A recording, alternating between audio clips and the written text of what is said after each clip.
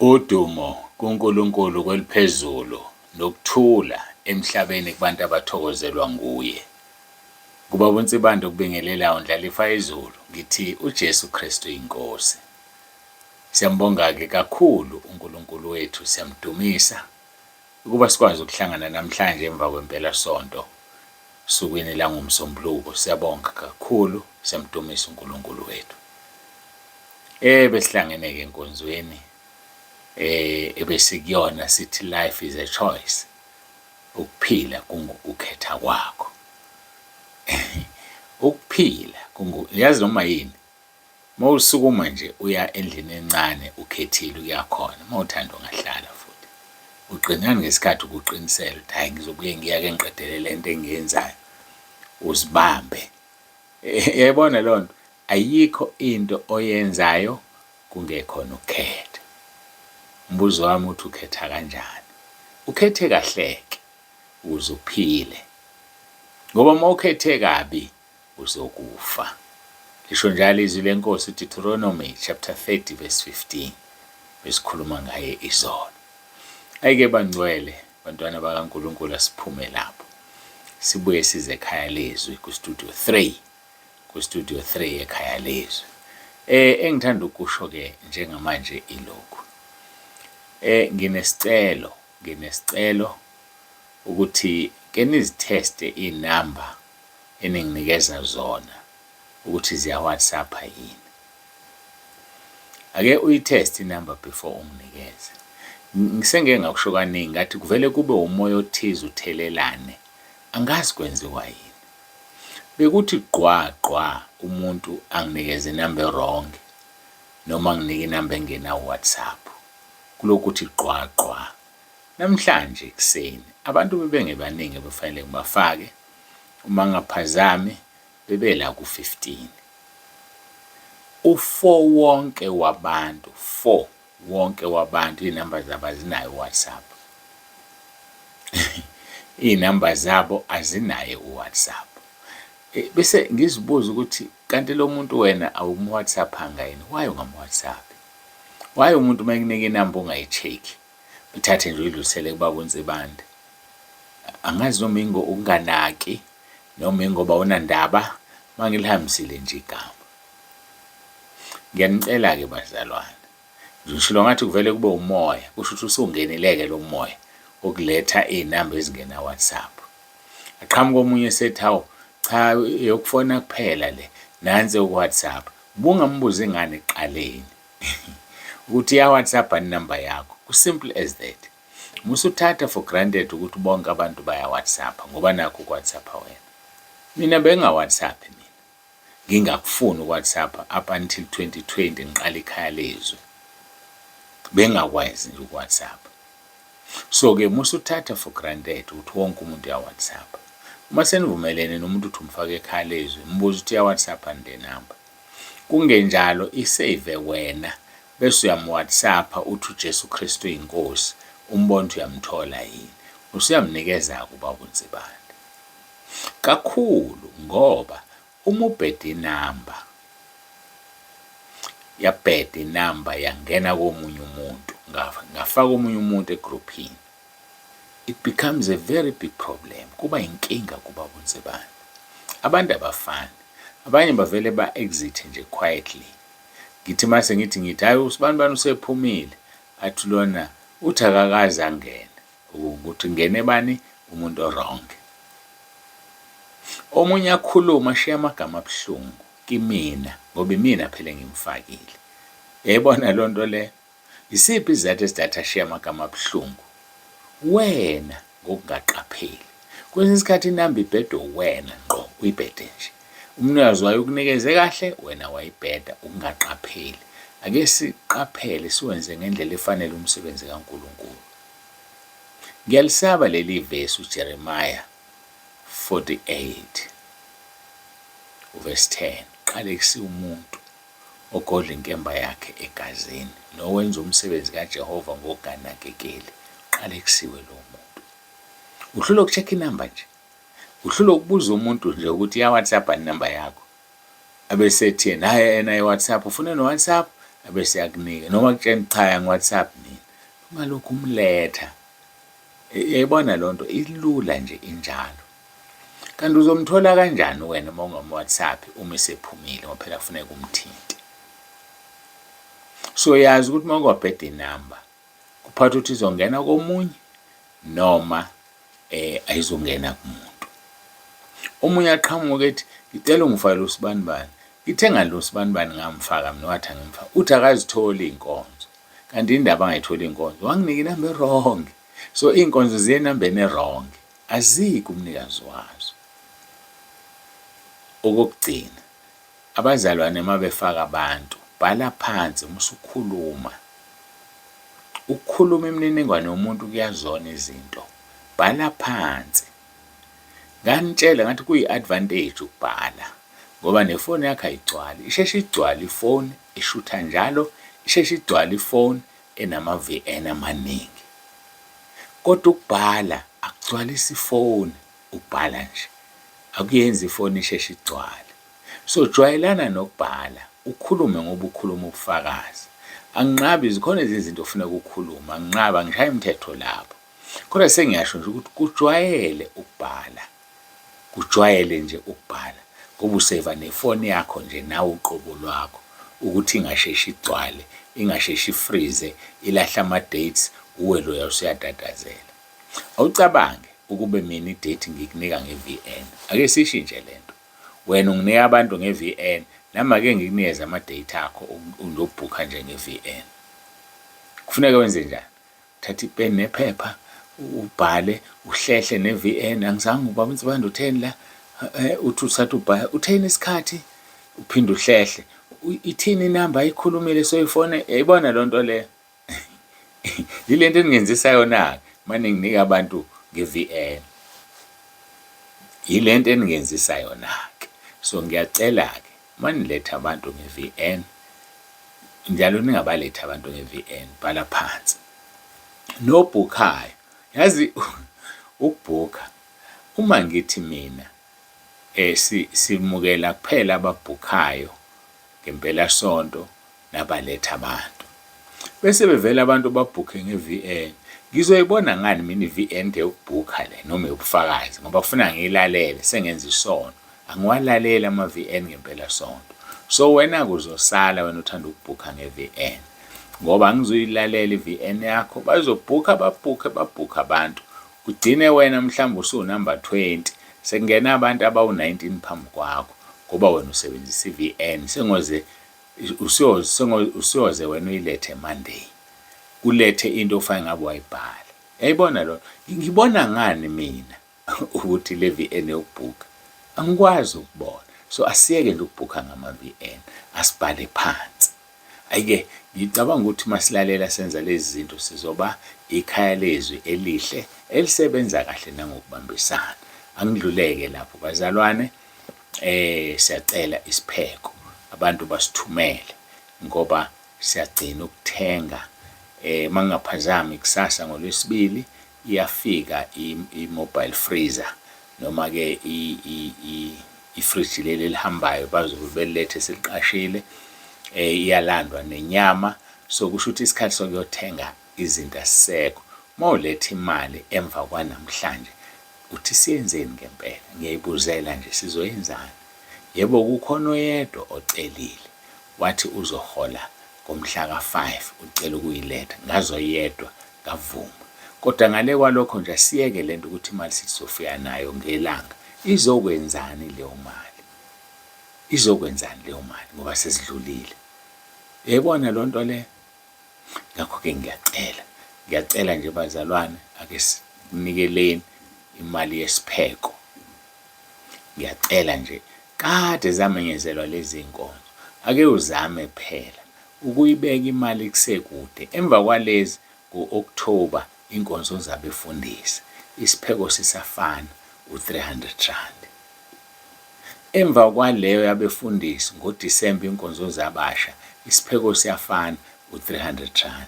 Bekani imali bazalwane. Nikhumbule into eyodwa ukuthi asinayo imali yesipheko. Asinayo imali yokudla. Kube lula nje kumuntu ukuthi Ngiyathanda ukuza babunzibande kodwa imali ayisipheka nginayo, ngicela ungikhokhele. Ngizokukhokhela ngizothini? Kodwa ngiyakha, sengizokwakha kanjani ngikhokhela abantu imali zesipheko na? Ngiyayibuzela nje. Ake sifunde ukubeka imali, kuzosisiza lokho. Balungile laba sengibavumele, ngabakhokhela, ngiyacela bangandi. Ngiyacela nje ake bengandi abantu bafuna ukukhokhelwa. Ngelinye ilanga ngokuxoxela ukuthi ukukhokhelwa kunayiphi inkinga. Ukukhokhelwa isipheko kunayiphi inkinga. Angikutshele kodwa ngakulengisi, ngivele ngisale sengikutshela. Ukuze ungi-understand ngifuna ukuhlehla.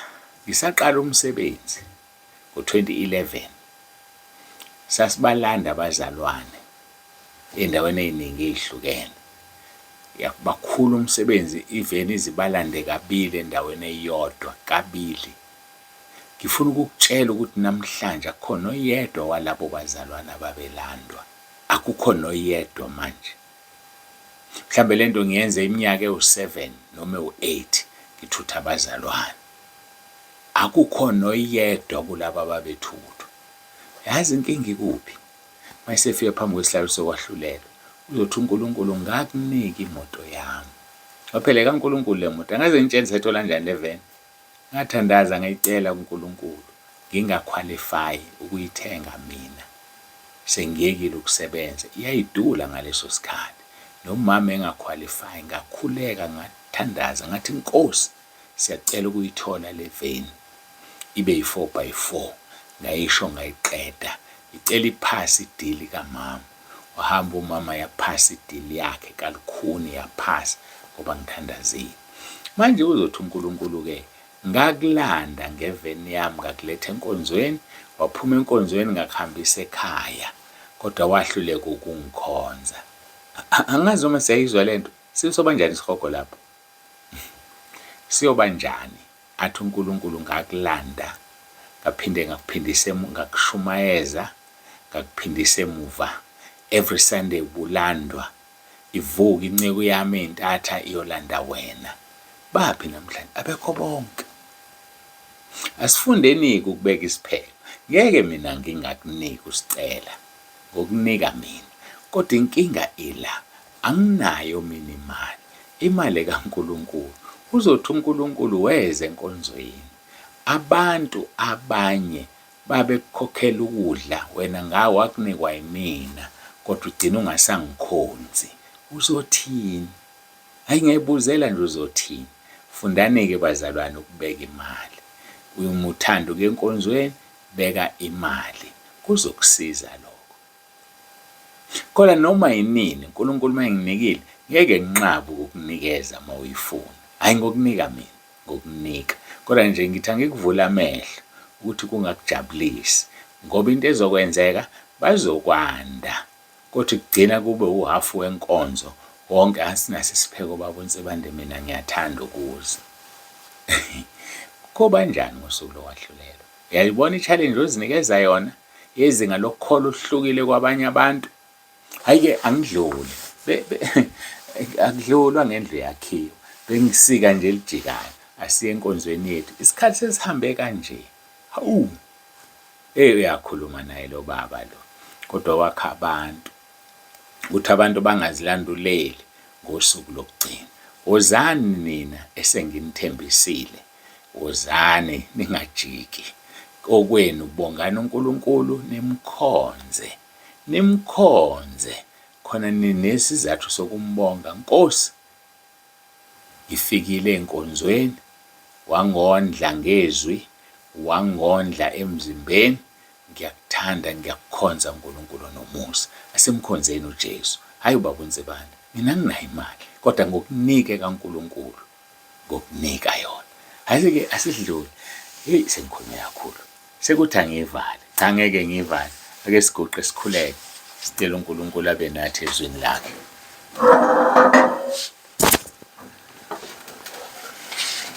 Baba, egameni likaJesu uNkulunkulu nomusa, siyazithoba phambi kobuso bakho. Siyabonga inkonzo. Siyabonga nalawa amazwi sesiwakhulumile.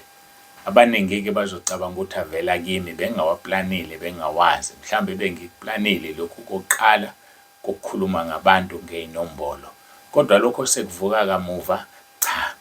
Kodwa-ke Nkosi siyabonga ngoba sekuphumile kwavela. Besingakwazi nami futhi bengingakwazi, kodwa ngikuqala njengoba ngikulalela ungikhulumisa khona.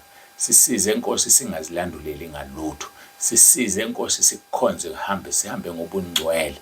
Ngiyakhuleka ngegama elinamandla leNkosi yethu uJesu Kristu ophilayo. Iba nathi-ke Nkosi namanje. Iba nathi kule nkonzo uJesu Kristu inkosi. Amen.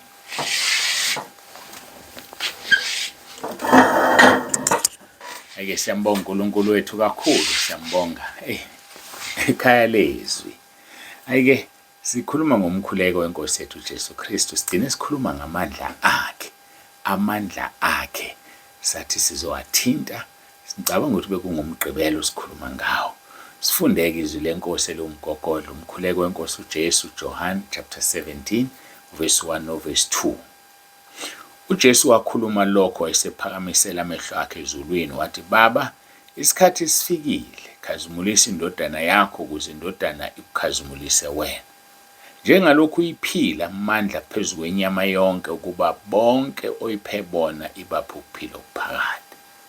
Bonke obaphe yona ibaphe ukuphila okuphakade. Sisukela naye saya kuleli yazwi Great Commission la inkosi uJesu ithi iphiwa amandla, Matthew 28 siqala kuverse 18. uJesu wasondela wakhuluma kubo wathi, ngiphiwa amandla onke ezulwini nasemhlabeni. Amandla anjani? Onke awekhasele ezulwini nasemhlabeni. All the power given unto him.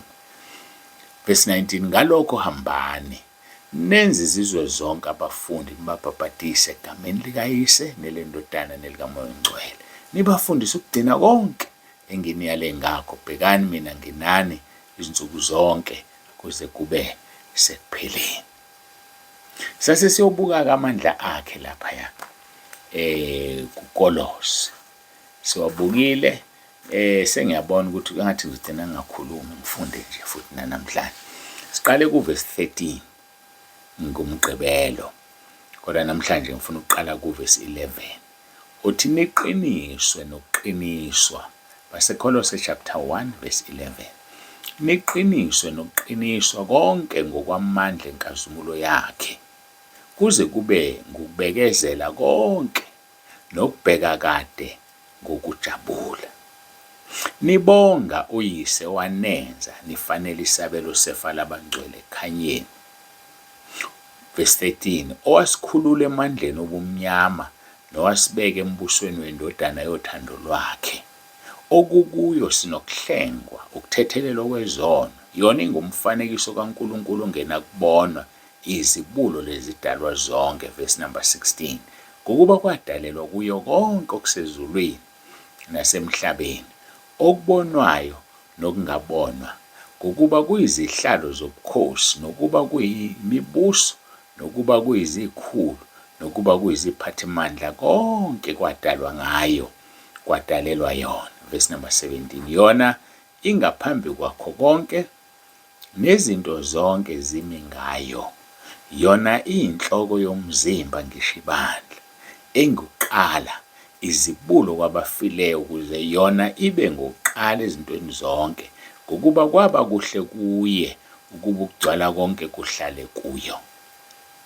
Verse number 20, nokuba ngayo abuyisane nakho konke esenzele ukuthula ngegazi esiphambano sayo, yebo ngayo, nokuba kuyizinto ezisemhlabeni nokuba ngezisezulwini. Kukhulunywa ngamandla la uJesu athi ngiwaphiwe. Ngenxa yesikhathi ngifuna ukufunda futhi abase-Efesu. Ngikhuluma ngamandla. Ngicabanga ukuthi kusukela kusasa-ke umgcino wenkosi sizonaba-ke kulama vesi. Sizobona ukuthi siqala ngani, ngabase-Efesu noma siqala ngalabaya. Bathi abase-Efesu chapter 1 ngizoqala kuverse 15 ngikhuluma ngamandla. Ngalokho nami sengizwile ngokukholwa kukini eNkosini uJesu nothando kubo bonke abangcwele. Angiyeke ukubonga ngenxa yenu, nginikhumbule emkhulekweni yami, ukuze uNkulunkulu weNkosi yethu uJesu Kristu, uyise wenkazimulo, aniphe umoya wokuhlakanipha nokwambulelwa ekumazini yena, ekhanyisiwe amehlo enhliziyo yenu, nize nazi okuyithemba lobizo lwakhe nokuyingcebo yenkazimulo yefa lakhe kubo abangcwele, nokungubukhulu obumangalisayo bamandla akhe kithini esikholwayo, ngokokusebenza kwamandla akhe amakhulu, asebenze ngawo uKristu emvusa kwabafileyo, wamhlalisa ngakwesokunene sakhe ezulwini. Ngaphezu kwakho konke ukubusa, wamhlalisa ngakwesokunene sakhe ezulwini, ngaphezu kwakho konke ukubusa negunya namandla nobukhosi namagama onke aphathwayo, kungekuleli izwe lodwa kepha nakulo elizayo.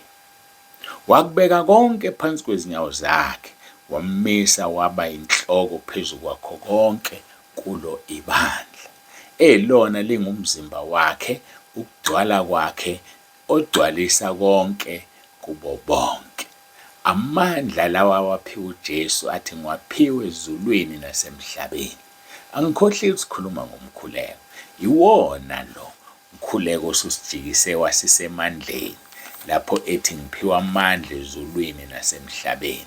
Iwona lo mkhuleko osusithathe wayosibeka ngqo kulawa amandla eNkosi yethu uJesu, ngoba ukhulumile ngawo la kuvesi 2. Wathi njengalokhu iphila amandla phezu kwenyama yonke ukuba bonke oyiphe bona ibaphe ukuphila okuphakade. Sobonile amandla angakanani. Sifuna siwahlakazeke manje sixoxe ngamandla eNkosi uJesu. Lawa akawaphiwe phezu kwenyama yonke ukuba bonke uNkulunkulu abaphe uJesu. Hayi, angazi uma siyalizwa lelo. Bonke uNkulunkulu abaphe uJesu, uJesu abaphe ukuphila okuphakade. Phela iNkosi uJesu inikezwe ubaba wayo abantu. uJesu obadonsa, ubaba uNkulunkulu obadonsayo. Sifunda uvesi 43 no44 kuchapter 6 kaJohane. Uthi 43, uJesu waphendula wathi kubo, ningakhononi phakathi kwenu. Verse 44, akakho ngeza kimi uma ubaba ongithumileyo engamdonsi. Mina-ke ngiyakumvusa ngomhla wokuphela. So kahle kahle umuntu odonsa abantu uNkulunkulu Baba abasendodaneni yakhe.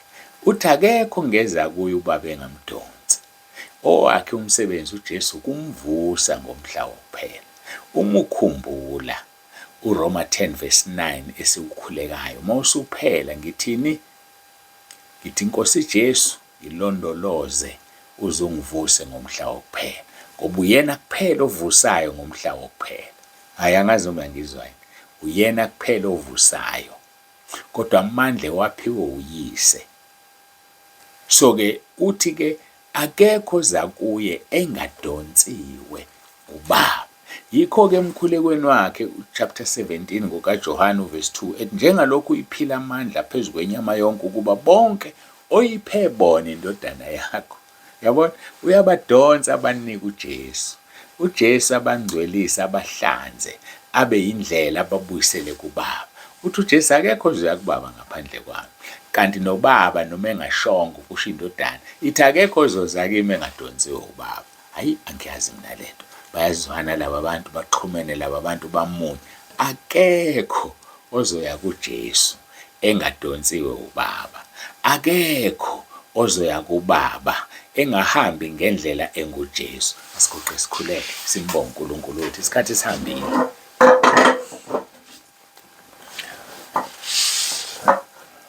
Babongcwele, babolungileyo, uNkulunkulu nomusa, siyazithoba phambi kobuso bakho, siyabonga ngale nkonzo, siyakudumisa. Akekho ufana nawe, akekho njengawe. Izwi lakho limnandi, limnandi izwi lakho. Liyahlangana, liyaxhumana, liswele nje umuntu ozolixhumanisa ngomoya ongcwele. Siyabonga ke thina ekhaya lezwi ukuthi usiphile Nkosi, ukuthi ukhulume ngomoya wakho ingcwele, uthathe leli avesi naleli wahlanganise kuphuma umqondo oziwa na umuntu ongafundile. Siyakubonga uNkulunkulu wethu ngoba lento uyambuleka kubantu abangelutho. uyambule kuthini esingafundile siyizinto nje, kwathi abafundile nabahlakaniphile wabayeka. Siyabonga Nkosi ukungabi lutho kodwa sibe siwuthe ekhaya ezulwini. Busisa yilo naloyo ilalele le nkonzo. Siyabonga nomkhosi esiphuma kuwona, siqinise kube yilo naloyo anqoba izimpi abhekene nazo. Nkosi sisabheke kuyo le nkonzo, siyabonga. Sisize kusenziwa amalungiselelo ngapha eRichards Bay, nabenza amalungiselelo okugibela beza ngapha basize ubabusise Nkosi bonke. Sicela Nkosi ubukhona bakho osusithembisile ukuthi buzoba khona. uJesu Kristu inkosi. Amen. Siyambonga uNkulunkulu wethu kakhulu bangcwele, siyamdumisa, akekho ofana naye. uJesu Kristu inkosi. Babunzibande uyavalelisa, usale kahle.